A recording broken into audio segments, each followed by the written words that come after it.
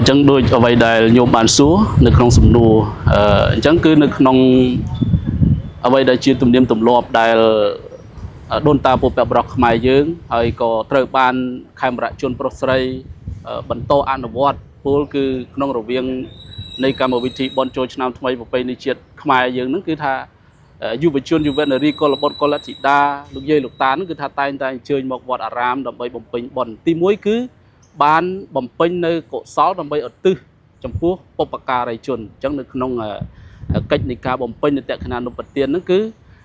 បានដល់ការមាននៅវត្ថុទានមានប្រសង់ដែលជាបដិគិហកអ្នកទទួលក៏ដូចជាការបានឧទ្ទិសអាហ្នឹងគឺជាអ្វីដែល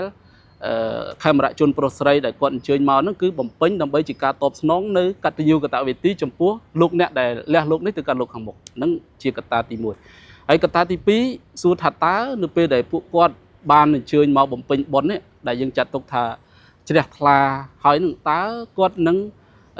ត្រូវតែទទួលយកទៅបំពេញអ្វីនៅពេលដែលពួកគាត់ធ្វើដំណើរទៅកាន់ផ្ទះឬក៏ទៅចូលរួមបំពេញកិច្ចការងារឬក៏រស់នៅក្នុងសង្គម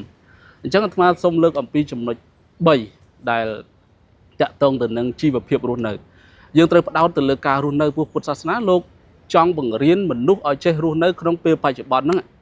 ដែលហៅថាទិដ្ឋធម្មិកថាប្រយោជន៍ហ្នឹងគឺត្រូវចេះរស់នៅដោយការអនុវត្តយ៉ាងម៉េចដើម្បីរក្សាបាននៅលំនឹងនៃការរស់នៅឬក៏ទទួលបាននៅសេចក្តីសុខពួកមនុស្សគ្រប់រូបតែងតែប្រាថ្នាចង់បាននៅសេចក្តីសុខស្អប់នៅសេចក្តីទុក្ខអញ្ចឹងកាលណាដែលយើងនិយាយអំពីថាចង់បានសេចក្តីសុខយើងតោងតែអនុវត្តហេតុដែលអាចដើម្បីនឹងបានផលដែលហៅថាសេចក្តីសុខដែលយើងចង់បានអញ្ចឹងដតីក្រៅតែអំពីការបានបំពេញនៅតក្ខណានុបទានក្នុងឱកាសដែលអញ្ជើញមកវត្តអារាមជួបប្រសង់បាំងសកលឧទ្ទិសកងការមហាកុសលនោះគឺមនុស្សគ្រប់រូបជាពិសេសនៅក្នុងសង្គមគ្រួសារណាតោងតែជាអ្នកមាននៅសេចក្តីស្រឡាញ់ឲ្យកាន់តែធំធេងដែលហៅថាមេត្តាណាសេចក្តីស្រឡាញ់ហ្នឹងគឺថាត្រូវចេះស្រឡាញ់គ្រួសារត្រូវយល់អំពីតួនាទីណាអញ្ចឹងកាលណាដែលមានសេចក្តីស្រឡាញ់មានមេត្តានៅក្នុងគ្រួសារប្តីចំពោះប្រពន្ធចំពោះប្តីកូនចំពោះម្ដាយឪពុកចំពោះកូនចំពោះឪពុកម្ដាយអាហ្នឹងវារក្សាបាននៅលំនឹងនៃសេចក្តីសុខមួយ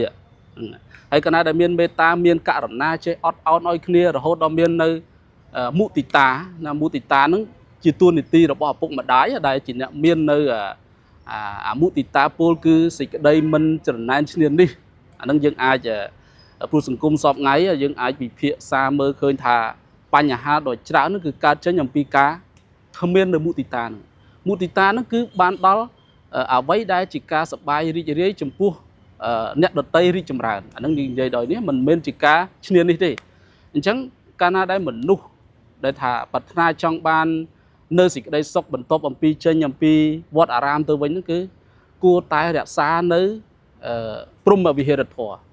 ដែលនៅក្នុងអ្វីដែលជានិយមនៅក្នុងធម្មបាលកុមាររឿងធម្មបាលកុមារដែលប្រកេះប្រព្រំហ្នឹងបើសិនជាមនុស្សមិនរក្សាទេណាបោះទៅលើមេឃរាំងភ្លៀង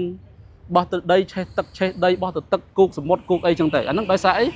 ដោយសារតែមនុស្សលះបង់នៅព្រហ្មវិហារធម៌អញ្ចឹងកាលណាដែលចង់បានសេចក្តីសុខទៅវិញហ្នឹងគឺពង្រឹងអាហ្នឹងឲ្យបានពង្រឹងនៅមេត្តាករុណាមុទិតានិងឧបេក្ខាហ្នឹងឲ្យបានគ្រប់គ្នាសង្គមគ្រួសារក៏រស់នៅបានក្តីសុខសង្គមរស់នៅក្នុងសង្គមក៏បានក្តីសុខសង្គមការងារដែលយើងត្រូវបំពេញកិច្ចការងារក៏អត់មានការគេហៅថាប្រកួតប្រជែងគ្នាធ្វើការដោយភាពតរភាពធ្វើការដោយយកចិត្តទុកដាក់អញ្ចឹងការរីកចម្រើនការជោគជ័យក៏រំលែងកើតមានអាស្រ័យដោយមាននៅគេហៅថាព្រហ្មវិហារធម៌ដែលដូនតាពុព្វបរោះយើងបានចាត់ទុកថាជាអ្វីមួយដែលមនុស្សមិនអាចទម្លាក់ចុះបានទេតែទម្លាក់ចុះគឺកើតការអន្តរាយអញ្ចឹងកាលណាដែលប្រាថ្នាចង់បានសេចក្តីសុខស្អប់នៅសេចក្តីទុក្ខតោងតែជាអ្នកបំពេញនៅរក្សាបាននៅកម្រិតណាតែត្រូវតែមានមិនអាចអត់បានទេព្រហ្មវិហារធម៌ទាំង4ហ្នឹងអញ្ចឹងយើងអាចប្រើប្រាស់គ្រប់ស្ថានភាពទាំងអស់ដើម្បីរក្សាបាននៅសេចក្តីសុខណានឹងហើយចុងក្រោយសូមជូនពរដល់ជនរួមជាតិជាពិសេសខេមរៈជនពុទ្ធបរិស័ទទាំងអស់ក្នុងឱកាសពេលវេលានៃកម្មវិធីបនចូលឆ្នាំថ្មីប្រពៃណីជាតិនេះសូមបានសំប្រកបដោយពុទ្ធវរៈពរទាំងឡាយ4ប្រការអាយុវណ្ណៈសុខៈពលៈកំបីគ្លៀងគ្លាតឡើយប៉ុណ្ណាសូមអរគុណនិងសូមអរគុណ